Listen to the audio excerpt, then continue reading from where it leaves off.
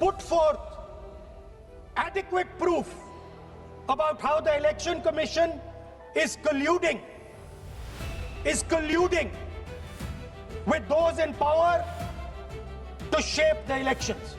वंदे मातरम का नाम लेते हैं तो हमें उस पूरे इतिहास की याद आती है जो स्वतंत्रता संग्राम का इतिहास था, उसकी पीड़ा, उसका संघर्ष, उसका साहस, उसकी नैतिकता। लेकिन आज की ये बहस मुझे कुछ अजीब सी लग रही है। जैसे मैंने कहा, ये गीत देश की आत्मा का हिस्सा बन चुका है। 150 सालों से देशवासियों के दिलों में ये गीत बस चुका है। 75 सालों से हमारा देश आजाद है, तो फिर आज इस बहस की क्या आवश्यकता है? आखिरकार देश की संसद में बहस होने लगी, जिसलिए देश की संसद है। वंदे मातरम पर 150 साल उसके पूरे हुए इस ऐतिहासिक मौके पर सदन में ऐतिहासिक बहस हुई। सत्ता पक्ष विपक्ष ने भी अपनी बात रखी। अब देश की संसद में एसआईआर पर चर्चा हो रही है, जिस पर सिर्फ सड़कों पर आपने बवाल अभी तक देखा था। और इस चर्चा के बीच में कांग्रेस के 2 नेताओं की बात हो रही है। कल यानी कि सोमवार को प्रियंका गांधी का भाषण बहुत चर्चित हुआ, जिसमें उनकी बात करने की अदा, उनकी मुस्कुराहट, जहां उन्होंने पॉज लिया, जिस तरह से विपक्षियों के आरोप झेले और उनका प्रतिवाद किया, उसकी चर्चा बहुत हुई। ऐसे में सबकी निगाहें थी कि आज यानी मंगलवार को जब राहुल गांधी अपना भाषण देंगे तो वो उस कसौटी पर, उस मार्के से कितना आगे जा पाएंगे। राहुल गांधी का भाषण कैसा रहा है और प्रियंका गांधी का भाषण कैसा रहा है, दोनों नेताओं के भाषण की तुलना क्यों हो रही है और कांग्रेस के अंदर से वो पुरानी आवाज़ क्यों उठने लगी है कि शायद प्रियंका गांधी ज़्यादा योग्य उम्मीदवार हैं राहुल की अपेक्षा। विद्यानाथ झा हमारे साथ मौजूद हैं। ये जो मामला चल रहा है, प्रियंका गांधी और राहुल गांधी दोनों का भाषण सुना आपने? जी, बहुत बहुत शुक्रिया आदर्श। दोनों का भाषण पूरे देश ने सुना और कल प्रियंका गांधी ने जिस तरीके से बोला और आज राहुल गांधी ने एसआईआर पर अपनी बात रखी है संसद में, तो दोनों को कंपेयर किया जाने लगा। जी, मतलब लोग अभी तक सोच रहे थे कि राहुल गांधी को नरेंद्र मोदी से चुनौती है, लेकिन उनको अब आज बात होने लग गई है कि चुनौती इस बात को लेकर है कि प्रियंका गांधी, जो हमेशा से कहा जाता रहा है, मतलब पर्दे के पीछे बात होती रही कि प्रियंका गांधी जो हैं, अगर एक बार वो आ जाते हैं तो राहुल की कुर्सी खतरे में पड़ जाएगी, यानी कि राहुल का जो कैंडिडेट है पीएम बनने का, वो खतरे में पड़ जाएगा। तो कल जिस तरीके से, एक तो देखिए प्रधानमंत्री नरेंद्र मोदी ने जैसे वंदे मातरम पर पूरी बात रखी, उसके बाद जवाब देना था और प्रियंका गांधी को मैदान में उतारा गया जब, और उन्होंने जिस लहजे में, शब्दों के साथ, बिल्कुल, और कभी मुस्कुराकर, कभी गंभीरता से, कभी कटाक्ष करके, तो कभी सीधे तरीके से सत्ता पक्ष को जवाब दिया, तो ये एक मजे हुए वक्ता की निशानी होती है। मतलब बहुत कम, बहुत ज़्यादा। अभी खुद तो उन्होंने कल बताया कि मोदी जी 12 साल से हैं और मैं 12 महीने से हूँ, और भले ही एक लेगेसी उनके साथ है, लेकिन उन्होंने बहुत ज़्यादा लोगों ने देखा भी नहीं है चुनावों में, पिछले कुछ दिनों में हमने देखा है। लेकिन कल जिस तरीके से वो बोली, उन्होंने सरकार को जो जवाब दिया सो दिया, लेकिन पार्टी के भीतर एक बार फिर से इस बात की चर्चा इसलिए भी हो रही है क्योंकि मैं कुछ पॉइंट्स बताना चाहता हूँ। देखिए, एक होता है कि आप किसी को बुरा भला कह के अपने आप को अच्छा बनाते हैं, किसी को पत्थर मारो और फिर जो है चर्चा में आ जाओ। हाँ, दूसरा होता है कि भाई आपको अगर कि सामने वाले ने तीर मारा है तो आप उसका जवाब कैसे देते हैं। तो राजनीति में हमेशा अगर आप बहुत नेगेटिव करेंगे ना, तो अंत में ऐसा लगने लग जाता है, क्योंकि लोग आपको देख रहे हैं, आपको नहीं पता, लेकिन आपके हर मोमेंट, हर पल को लोग नोटिस ले रहे हैं। बिल्कुल। तो राहुल गांधी की धीरे धीरे कुछ छवि, तो मतलब पता ही है देश को, एक छवि अब बन गई उनकी कि भाई सिर्फ नकारात्मक राजनीति करते हैं। कल सबसे पहले तो प्रियंका गांधी के भाषण में आप देखेंगे कि वो नकारात्मकता जो थी वो उनके भाषण से बाहर थी। बिल्कुल सही बात। उन्होंने जो कहा उन्होंने कहा कि, इसलिए मैं कह रहा था कि एक बार मैं उनके कुछ पॉइंट्स बताना चाहता हूँ कि क्या हुआ आज भी देखिए, राहुल गांधी बदलने को तैयार नहीं है। हमारे आपके जैसे लोग जिनको लगता है कि सब कुछ बदल रहा है और हमको भी बदलना चाहिए, तो हम कोशिश कर रहे हैं, लेकिन राहुल गांधी इतने बड़े नेता हैं, इतनी बड़ी पार्टी के नेता हैं, लेकिन वो बदलने को तैयार नहीं है।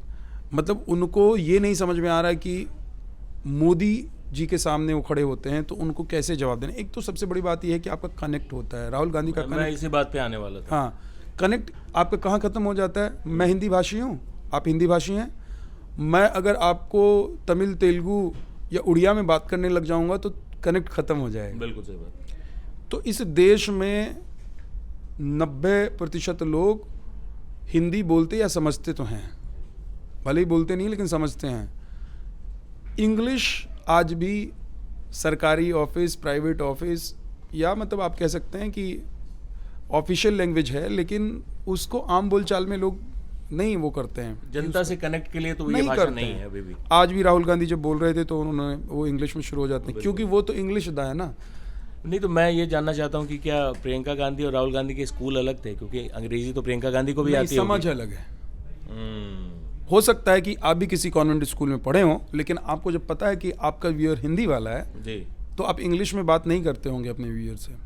तो इसी तरीके से राहुल गांधी को पता होना चाहिए कि उनको, आज भी वो जब वो बोल रहे थे तो उन्होंने 2-3 बातें फिर वही की, फिर से इंग्लिश में बोलने लग गए। पता नहीं राहुल गांधी को क्यों लगता है कि इंग्लिश में वो जब तक संबोधित नहीं करेंगे लोगों को, उनका पता नहीं कौन सा वर्ग है ऐसा जो इंग्लिश में राहुल गांधी को सुनना चाहता है। वायनाड के भी तो सांसद हैं, केरला में तो वहाँ के लोग भी हिंदी समझते हैं, बोलते नहीं हैं। मुझको लग रहा है कि शायद वो वायनाड पे ज़्यादा फोकस कर रहा हूँ। तो वहाँ पर फिर आप इंग्लिश मत बोलिए, फिर वहाँ के लैंग्वेज, मलयालम में बात कीजिए, वहाँ से लैंग्वेज से कनेक्ट करेंगे।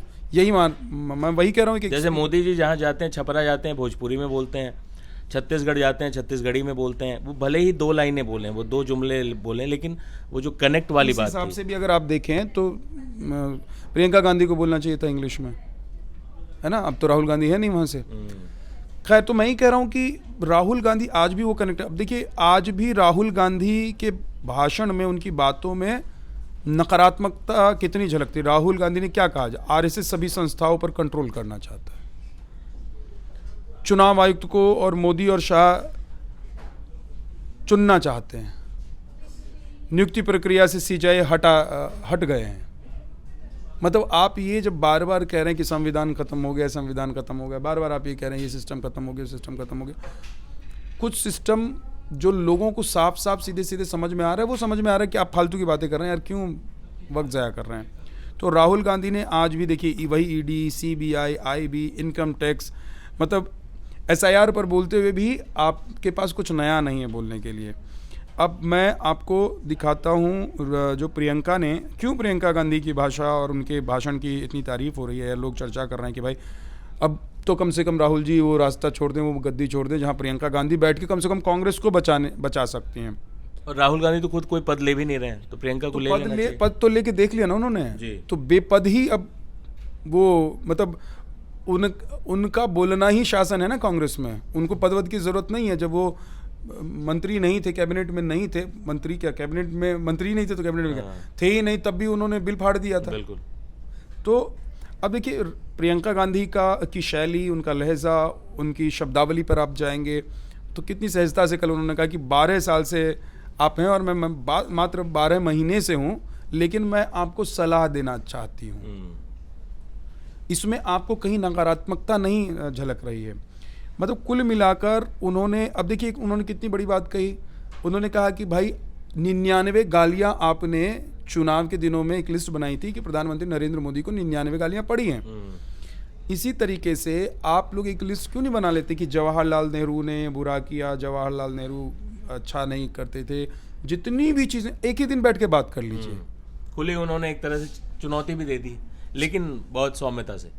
तो आपको मतलब अगर किसी ने सामने से कीचड़ उछाला है तो आपने जिस तरीके से उसको जवाब दिया वो प्रभावित कर गया। और प्रियंका गांधी के इसी वजह से प्रियंका गांधी के कल के भाषण ने लोगों को प्रभावित किया है। और मुझे लग रहा है कि प्रियंका गांधी शायद जिस तरीके से कनेक्ट कर रही हैं वो कनेक्ट कर जाएंगे। जितना मौका राहुल गांधी को मिला है उससे 20% मौका अगर कांग्रेस प्रियंका गांधी को दे तो प्रियंका शायद कांग्रेस को बदल देंगी और हालात ठीक हो जाएंगे। पर क्या ऐसा होगा? क्योंकि ये मांग आज से नहीं उठ रही है, 2014 में भी उठी थी, 19 में खाने भी की उठी। एक बात मैं बताऊं, एक तबका है कांग्रेस के अंदर जो राहुल गांधी को अब इन्हीं हाउ चाहता है कि वो मतलब टॉप लीडरशिप जो है, आपने सही कहा कि उन्होंने कोई पद नहीं लिया, वो राष्ट्रीय अध्यक्ष नहीं है, वो मतलब किसी ऐसे पद पर नहीं बैठे हैं कि वो पार्टी चलाएं, लेकिन आज भी वही पार्टी चला रहे हैं। बिल्कुल। अगर कर्नाटक में भी विवाद हुआ तो इसलिए सिद्धरमैया और सोनिया DK और शिव राहुल से कुमार को मिलेंगे। रोका गया कि भाई राहुल अभी विदेश में हैं, आएंगे तब बात होगी। तो मैं वही कह रहा हूँ ना कि मतलब वो वहाँ से हटाना चाहते हैं लोग, लेकिन क्या है ना कि बिना पद लिए राहुल गांधी बैठे हुए हैं, तो आप ये भी नहीं कह सकते कि राहुल गांधी को इस पद से हटा दीजिए, पद तो है ही नहीं। बिल्कुल। तो अब आज़ादी और मुक्ति पार्टी को परिवार से चाहिए, गांधी परिवार से। देखिए, परिवारवाद होना और एक ही परिवार का पार्टी पर कब्जा होना, ये दो बातें हैं। कि आपका बच्चा पत्रकार बन जाए ये एक अलग बात है, लेकिन सारी मीडिया संस्थानों पर आप और आपके बच्चे के द्वारा ही कंट्रोल हो, या आप जिस संस्थान को चलाते हैं उस संस्था को आपके बाद आपका बेटा, उसके बाद उसका बेटा या उसकी बेटी, फिर उसके बाद ये चलता रहे, तो ये परिवारवाद है ना। लेकिन आपका बेटा पत्रकार बन जाए तो मुझे लगता है कि परिवारवाद नहीं कहलाएगा। जी। ये तो ठीक है, डॉक्टर का बेटा डॉक्टर बन सकता है।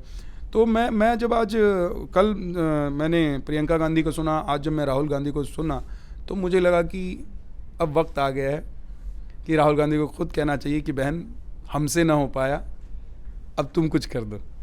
और लड़की हूँ, कर सकती लड़ हूँ, सकती हूँ। लड़ सकती हूँ। और ये प्रियंका गांधी की तारीफ इसलिए भी हो रही है क्योंकि दोनों ही नेताओं ने जिस तरह से अपने आलोचना का जवाब दिया है, उसमें आज राहुल गांधी के भाषण के दौरान भी काफ़ी डिस्टर्बेंस देखने को मिला।